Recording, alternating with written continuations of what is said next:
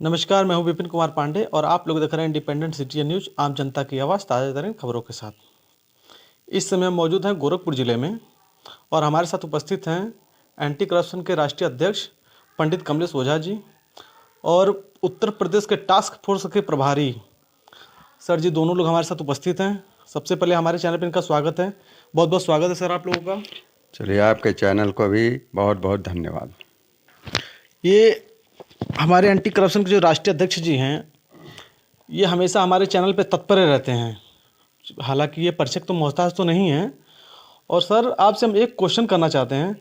इस समय उत्तर प्रदेश में जो शासन व्यवस्था चल रही है, उसके विषय में आप क्या कहना चाहते हैं? सर आप बताइए, पहले अपना नाम बताइए सर। मेरा नाम है डॉक्टर ऋषिकेश दुबे जी और मैं एंटी करप्शन कोर के टास्क फोर्स का उत्तर प्रदेश प्रभारी हूँ। जी आपने जो प्रश्न किया है बहुत ही महत्वपूर्ण है। आज के समय में शासन व्यवस्था तो ठीक है, जी लेकिन प्रशासन की जो व्यवस्था है जी वह शासन और प्रशासन में समन्वय दिखाई नहीं देता उत्तर प्रदेश में, जी जिसके वजह से यहाँ कुछ समस्याएं हैं। जी अब शासन इस पर चुनाव के बाद क्या एक्शन लेगा यह शासन की मर्जी है, लेकिन समन्वय दोनों में दिखाई नहीं देता।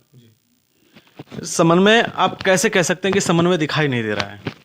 देखिए, आप शासन के जो भी आदेश प्रशासन को अनुपालित करने के लिए घोषित होते हैं, उसमें बहुत सारी ऐसी व्यवस्थाएं हैं जिसका प्रशासन अनुपालन नहीं कर पा रहा है। जैसे हम भ्रष्टाचार से संबंधित हैं। हमारा संगठन भ्रष्टाचार को लेकर के प्रदेश में मुख्यमंत्री जी के दिशा निर्देश में कार्य करता है। पुलिस बल सहयोग का हमें अधिकार भी प्राप्त है, लेकिन जो जीरो टॉलरेंस भ्रष्टाचार की बात सरकार करती है और जिसकी घोषणा उन्होंने किया है, उसके अनुपालन का दायित्व प्रशासन का है। आप देखें, गौर करें, प्रदेश के प्राय विभागों में भ्रष्टाचार जैसा था वैसा ही है। शासन के लिए 1 लाख आदेश के बावजूद भी प्रशासन उस पर संवेदनशील नहीं है। हम यह तो नहीं कह सकते कार्रवाई की स्थिति करता है या नहीं करता है, लेकिन संवेदनशील उसके प्रति नहीं है। जिसका कारण है कि आप ग्राम पंचायतों को देखें, पीडब्ल्यूडी को देखें, राजस्व विभाग को देखें, कहीं भी बिना भ्रष्टाचार के कुछ भी नहीं है। ये शासन तो कहती है भ्रष्टाचार मुक्त हो रहा है हमारा उत्तर प्रदेश। कहाँ? सरकार ग्राम पंचायतों को प्रत्येक वर्ष लगभग करोड़ों रुपए दे रही है। उसके सापेक्ष आप ग्राम पंचायतों को देखें, ग्राम सभाओं को देखें, विकास कहाँ है आपको दिखाई देगा। आप राजस्व के मामलों को देखें, सरकार ने कहा है कि राजस्व के मामलों का निस्तारण आप 60 दिन के अंदर कर दें, लेकिन आप देखें तहसीलों में देखें, ब्लॉकों पर देखें, फाइलें जस की तस पड़ी हैं। बहाना होता है, कभी अधिकारी को फुर्सत नहीं है, कभी वकील साहब लोग हड़ताल पर। तो जनता न्याय पाने से वंचित हो रही है, इसमें कोई दो राय नहीं। और इसके लिए शासन को संवेदनशील होना होगा, गौर करना होगा और एक नई रणनीति इसके लिए बनानी होगी। तो रणनीति बनाने के लिए क्या मतलब, कैसे रणनीति बनाएगी, इसके बारे में कुछ कहेंगे आप? कुछ तो आइडिया दीजिए आप। जनता न्याय चाहती है। देखो, आप कहीं भी कोई किसी भी अधिकारी के पास जाता है, जो पीड़ित होता है वही जाता है और पीड़ित को न्याय देना सरकार की प्रथम प्राथमिकता होनी चाहिए। और हमारे ओजस्वी मुख्यमंत्री जी का यह मंशा भी है कि हम जो पीड़ित है उसको न्याय दें, लेकिन उस न्याय को पाने का माध्यम जो है प्रशासन ही है और प्रशासन संवेदनशील नहीं है। हम स्पष्ट रूप से कह सकते हैं, हम जो कार्य रूप में देख रहे हैं, जहाँ भी देखते, एक मान लीजिए एक आवेदन एक अधिकारी को अपने ऊपर हो रहे अत्याचार के खिलाफ हमने दिया, उस अत्याचार पे सकारात्मक जो कार्रवाई होनी चाहिए, जो पहल होना चाहिए, जो जांच होना चाहिए, वह दिखाई नहीं देता धरातल पर। तो इसके लिए एक अलग व्यवस्था सरकार को करनी पड़ेगी कि जो इन सक्षम अधिकारियों पर भी एक अंकुश रखे। अब सरकार इसके लिए क्या करेगी, शासन की नीति है और शासन इस पर गौर करे। सर, अदर राज्यों के तहत अपना उत्तर प्रदेश राज्य जो है अपना, ये प्रशासनिक कार्य का मतलब काम के लिए कैसा कहा जा सकता है इसको, उत्तर प्रदेश हर राज्यों के तहत उत्तर प्रदेश राज्य को?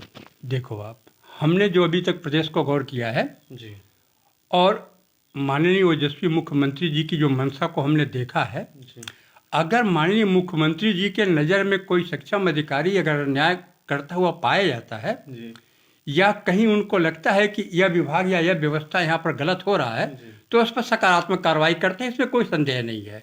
लेकिन एक माननीय सिर्फ मुख्यमंत्री जी के लिए संभव नहीं है कि प्रदेश के 75 जिलों में वह सभी पर नज़र रख पाएँ।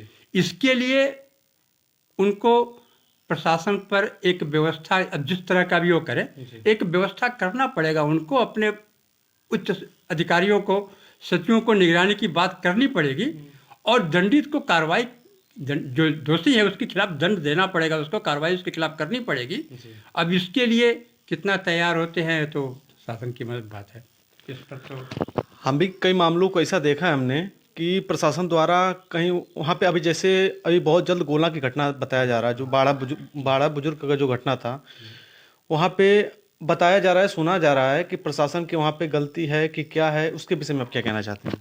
देखो, आप एक बहुत दुखद घटना है जी किसी भी अधिकारी को किसी के जान लेने का अधिकार नहीं है जी। और यहाँ जो घटना घटी है, इस तथ्य को तो जो जांच की प्रक्रिया, जो जांच यहाँ सरकार ने, प्रशासन ने दिया है सीओ को, ये इसकी मजिस्ट्रेटिक जांच होनी चाहिए। यह न्यायिक जांच जरूरी है क्योंकि पुलिस द्वारा ही यह कांड कारित है, इसलिए पुलिस इसका निष्पक्ष जांच नहीं कर पाएगी। इसका जांच न्यायिक स्थिति में होना चाहिए, किसी जज के माध्यम से होना चाहिए, अदर एजेंसी को दिया अदर एजेंसी को देना चाहिए इसको, जो इसका निष्पक्ष एक निस्तारण कर सके। क्या ये अगर ये घटना अगर कोई आम आदमी किया होता, जो गोला थाना की पुलिस प्रशासन के द्वारा किया गया है, तो क्या उसके लिए पुलिस प्रशासन कुछ कार्रवाई करती? जैसी कार्रवाई करती, क्या वैसी कार्रवाई पुलिस प्रशासन गोला के ऊपर होनी चाहिए कि नहीं होनी चाहिए? बिल्कुल होनी चाहिए, बिल्कुल होनी चाहिए। यह एक आम आदमी के साथ अगर यह घटना घटती, अगर एक आम आदमी इस घटना को घटा था, तो उसके खिलाफ जो कार्रवाई होती